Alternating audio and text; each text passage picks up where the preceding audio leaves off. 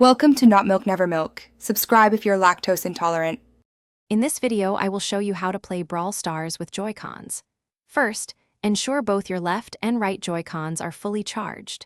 Then, go to your mobile device's Bluetooth settings.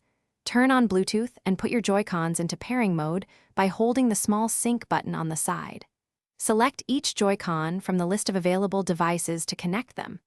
This initial setup should only take a few moments, getting you ready for enhanced gameplay. Once your JoyCons are connected, open Brawl Stars and navigate to the game settings. Look for the control customization or gamepad mapping options. Here, you can assign specific actions to your JoyCon buttons. For instance, map movement to the left joystick, attacking to one of the face buttons, and your super ability to another. Take your time to create a layout that feels intuitive and responsive for your playstyle. After mapping your controls, it is crucial to fine-tune your in-game experience. Adjust the sensitivity of your JoyCon joysticks within Brawl Stars settings to achieve precise movement and aiming. Experiment with different button layouts during practice matches to discover what works best for you.